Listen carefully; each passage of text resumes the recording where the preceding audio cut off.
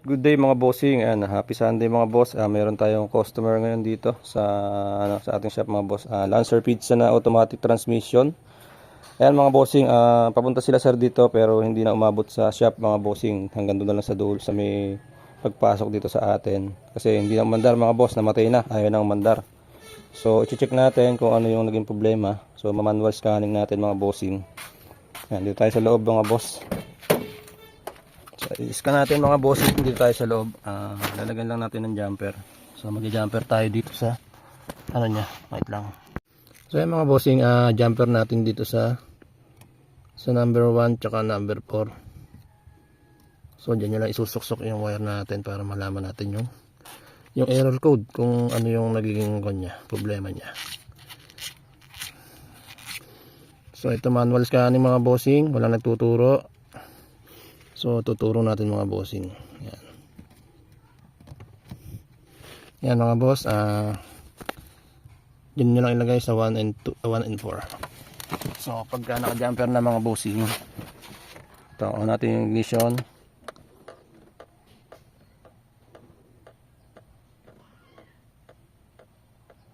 One, two,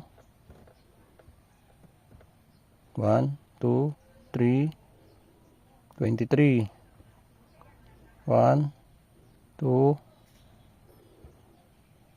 1, 2, 3. So 23 yung code mga bossing na ano niya, nare-read niya.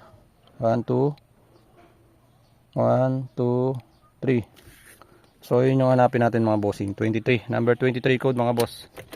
So let's go. Hanapin natin number 23 mga bossing. Number 23 yung error code na lumabas doon sa may manual scanning natin. So ang lumalabas na sensor is itong camshaft sensor mga bossing. So magpapalit tayo ng camshaft sensor para malaman natin kung aandar siya. So ayan, testing natin ng camshaft sensor mga bossing. Salpakan natin ng iba. Alright mga bossing, kukuha tayo ng camshaft sensor dito sa pang parts out natin na Lancer Pizza na automatic transmission din. So ayan, kuha natin ng pyesa to. So ito yung parts out natin na hindi natin pinopost, pero pagkakailangan natin ng pyesa dito tayo kumukuha mga bossing para hindi na tayo naghahanap sa iba. So ayan, so yung camshaft sensor natin dito siya nakalocate ito. Ayan, sa tabi ng head sa gilid mga bossing. So alisin natin yan, tanggalin lang natin to. Okay, camshaft sensor yung naging error nya. So alisin lang natin mga bossing. Kakalasin na natin tong camshaft sensor. Yan mga boss, ito yung camshaft sensor natin. So linisin lang natin ito mga bossing para masalpak natin dito sa kotse ni sir. Ito mga bossing, running to mga boss, yung pizza natin. Yan, so ito yung parts natin mga boss. Yan.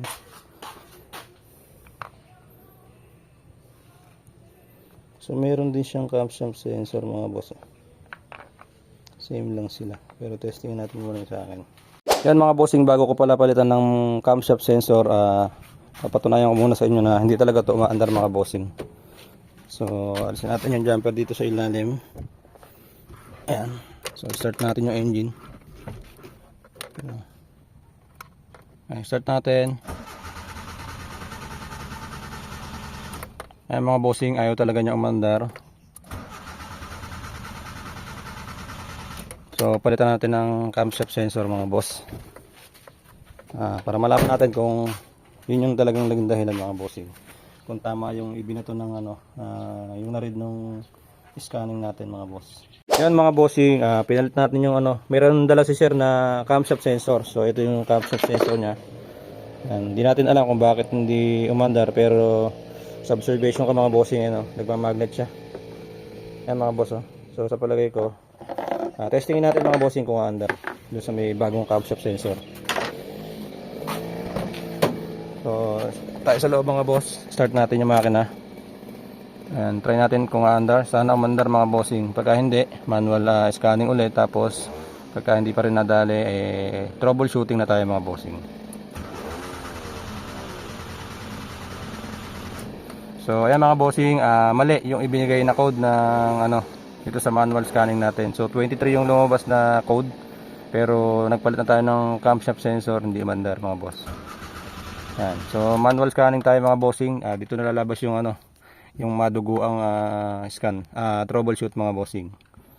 So ayan, palitan na natin kung ano yung dapat palitan. Papakita ko sa inyo mga bossing kung ano yung magiging yung parts na kailangan palitan para umandar. So papakita ko sa inyo mga boss. Mga bossing, pinalitan na natin ng camshaft sensor kasi yun yung lumabas sa manual scanning natin. So hindi pa rin siya umandar. Ngayon nag-diagnose na ako mga bossing. So ito, pinalitan ko muna ng ignition coil. Ito mga bossing, hindi ko pinabili to sa may-ari. So sarili kong piyesa to na gumagana. So yung ignition coil niya, yon. Yan yung ignition coil niya. Ngayon, ang susunod nating i-diagnose mga boss, ito, yung fuel pump mga bossing. So kinalas na natin to dun sa ano niya, sa fuel rail niya. Ngayon tingnan natin kung may lalabas na gasolina. So sige sir, paki-crank nga po. Yan. So kaya mga bossing, confirm mga boss na itong fuel pump natin hindi naglalabas ng gasolina, kaya ayaw umandar ng makina natin. Sir, isa pa nga po. So ayan mga boss, kitang-kita nyo walang lumalabas na gasolina. So ayan, confirm fuel pump yung problema natin, kaya hindi siya umaandar mga bossing. So inabutan si sir ng pagkasira ng fuel pump, kaya hindi na siya umandar mga bossing. Ayan, buti na lang malapit na lang dito sa shop para ayun, na tinulak na lang natin dito mga bossing. So ayun muna, papalitan natin ng fuel pump, tapos papaandar natin. Papakita ko sa inyo mga boss kung ano yung magiging resulta pagka nagpalit tayo ng fuel pump, kasi kitang-kita naman natin na walang lumalabas na gasolina dito mga bossing. So manual diagnosing tayo kasi yung manual scanning hindi rin minsan na yan. Minsan talaga hindi rin nagiging accurate, kaya ayun, manual diagnosing talaga. Kailangan natin ng medyo mahabang pasensya para makita natin yung problema mga bossing. Ayan mga bossing, nakalas na natin tong fuel pump. So andito yung fuel pump mga boss. Ayan, tinanggal ko na siya dito sa bracket nya. Ang napansin ko dito mga bossing, gumagana naman tong fuel pump nya, kaso tinan nyo, wala yung lock mga boss. Ayun. So hindi na ilagay yung lock nung nagpalit sila ng bagong pump. Gumagana naman tong pump mga bossing, ang problema yung pressure wala. So hindi nagbabato ng gasolina mga bossing. So ngayon ikakabit natin, meron naman siyang biniling bago na Denso. So ito ikakabit natin mga boss, para hindi masayang yung baba natin. Although gumagana pa mga bossing, pero hindi na natin ikakabit ito kasi sa Shopee lang daw niya binili ito mga boss. So ito, ikakabit na natin yung yung bago niyang binili mga bossing. Naisalpak na natin itong bagong fuel pump natin. So yun yung kanya dati. So ito yung isasalpak natin mga boss. So lalagay natin ito sa tangke niya. Ayan. Alright mga bossing, naikabit na natin itong fuel pump. So hindi ko muna isinalpak yung tangke mga bossing. Ayan, nakaangat pa siya, nakababa pa pala mga bossing. Ngayon testing natin mga bossing kung meron ang lalabas na gasolina dito sa linya ng niya. Ikakrank lang natin mga bossing para malaman natin kung meron ang lalabas. Sige bossing, paki-start mga sir. Hop, hop. So ay mga bossing, meron ang lumabas na gasolina. So ibig sabihin, andar na yung makina natin mga boss. So ikakabit na natin dito yung linya ng yung gasolina natin para matesting na natin mga bossing. So yan, may gasolina na tayo mga boss. So salpak natin, tapos pa-start natin mga bossing. Bossing, nakikabit na natin itong sa linya ng gasolina. Ngayon, bago natin paandarin mga boss, kasi ang issue talaga ni sir na ipapagawa niya is yung idle issue mga boss. So ngayon, kinalasan natin itong ICB. Tetestingin natin kung working. So ito yung ICB niya mga bossing. So tetestingin natin. Pakita ko sa inyo kung paano mag-testing mga bossing. Basta meron kayong tester mga boss, ganito lang gawin nyo. Ilagay nyo lang sa 200 yung sa ohms mga bossing. Tapos itong 6 na pin na yan, so yung yung red tawag dito, connector, dito lang sa gitna yung mga bossing. Ngayon pagka tinesting nyo, ilagay nyo sa gitna. Tapos tuldukan nyo yung isang side, yung sa may kaliwa. Ay makikita nyo yung reading nya, no? 31.7. So all goods yan pagka ganyan yung reading.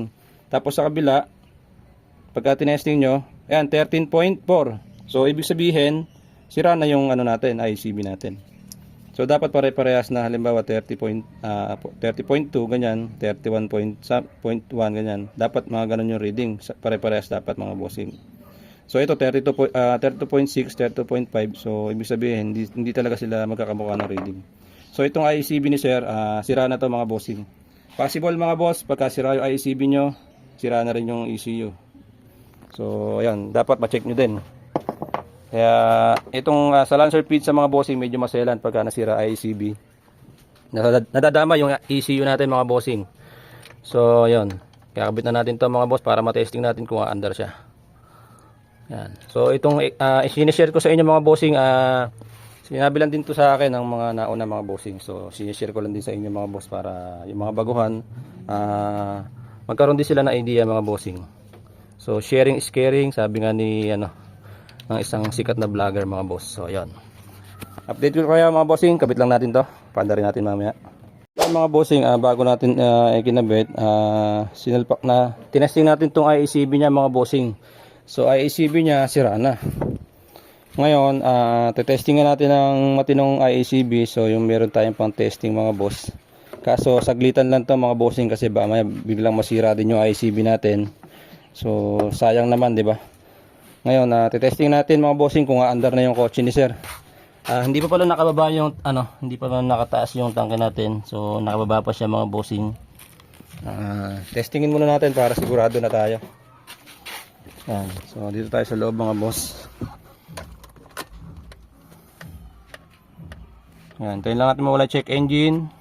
Tapos start tayo ng makina mga boss. Try natin.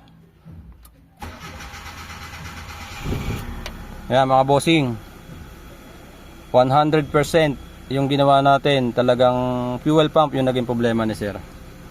So ayun si sir. So kitang-kita ni sir yung yung pinagagawa natin dito sa kotse niya. Talagang manual diagnosing tayo, troubleshooting mga boss.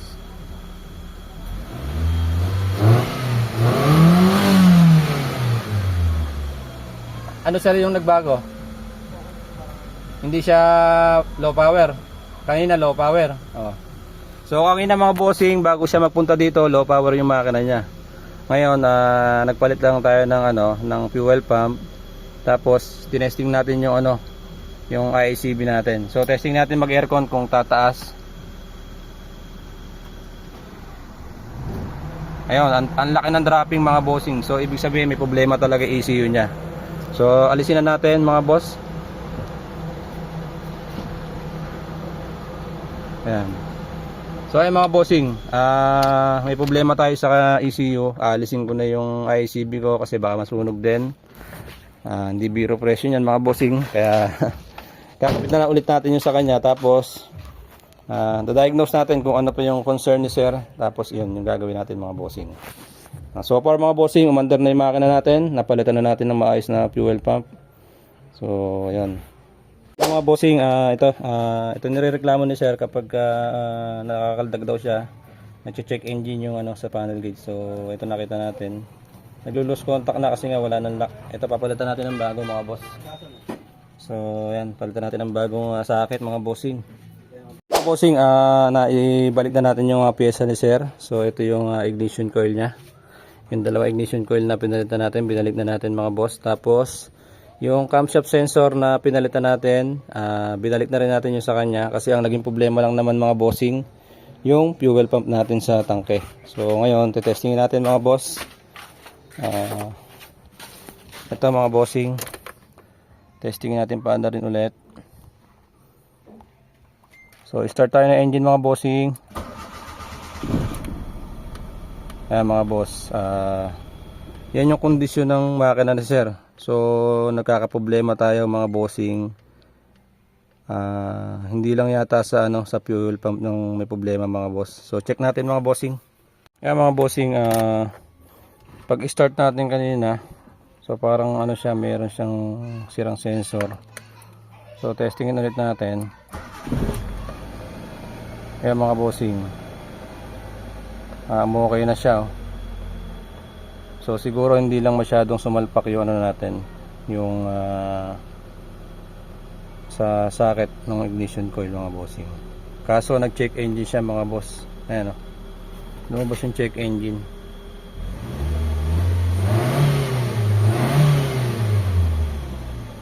So nagkaroon ng check engine mga bossing. Check natin mga boss kung ano yung dahilan kung bakit nag-check engine. Kaya mga bossing, nagluluko yung kotse ni bossing. So check ulit natin, start natin. Ayan mga bossing, oh. Namamalya siya mga boss, oh. Tapos nag-check engine. So papalitan ko na ibabalik ko yung camshaft sensor ko mga bossing. Check natin kung dun ang problema niya. Mga bossing, pinalitan natin muna ng camshaft sensor. So yung nakakabit ka ngayon nung tinesting natin. Testing ulit natin mga boss. Tingnan natin kung ano yung kalalabasan. So kung ito ba yung nagiging problema niya. Ayan mga bossing, pumino yung andar mga boss, tumaas yung idle natin. So i-rev ko. So ayun mga bossing, tapos wala na yung check engine. So hindi na siya nag-check engine mga bossing. Kanina kasi nung ikinabit natin yung yung camshaft sensor niya, bigla na-check engine tapos namamalya mga boss. Kasi pinalitan naman natin ng map sensor socket, wala naman tayong naging problema sa map sensor socket kasi isa-isa natin binalik. So hindi natin papibintangan yung map sensor. Doon lang talaga mga bossing. Sa camshaft sensor lang tayo nagka-problema. Yan. So yan mga bossing, patayin ko ulit tapos i-start natin, tingnan natin kung magbabago. So pagka hindi na nagbago to mga bossing, okay na to mga boss. Yan. So okay na mga bossing. So camshaft sensor yung may problema kay sir. So yun sir, nakita mo? Camshaft sensor sir, di ba? So yun mga boss. Yun, alright mga bossing, testingin natin tong Lancer pizza na automatic transmission. So dinala to ni sir sa atin na hindi maandar. Naabutan siya mga bossing. So ngayon, testingin natin mga bossing. Low power daw to mga bossing dati. So testingin natin. Ano sir? Ha? Mas maganda yung galit niya. Hindi katulad ng bitin, no? Nagagalit na siya ngayon. Dalawa yung naging dahilan ng kotse mo. Fuel pump tsaka yung crankshaft sensor. Ay, camshaft sensor pala. Right mga bossing, natapos na natin itong Lancer pizza na automatic mga boss. So ayan, pauwi na sila sir. So nilagyan natin ang speaker natin. Sige sir, atras mo sir. Sige sir, atras.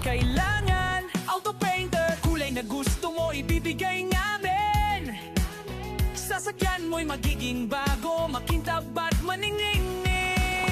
Ayan mga bossing, pauwi na sila sir. Okay na yung kotse niya. Babalik sila sir sa akin. Sir! Naninibago ka ba sir? Sir, thank you. Ingat, ingat. Ayan mga bossing, naninibago daw si sir kasi lumakas yung kotse niya ngayon. So compare kanina na low power talaga mga bossing. Ayan. Sige po, ingat po. Ayan, mga bossing, okay na yung kotse nila sir. So pauwi na sila from Llanera, Nueva Ecija mga bossing. Babalik pa sila sa atin mga bossing kasi yung kalampag ayusin natin yan mga bossing. So all goods na mga bossing. Right. So thank you. Mga bossing. Okay na siya mga boss. Alright. Karer kon init ng araw, di na kailangan pang katakutan. Sa Ambo Works, lamig ay mararamdaman.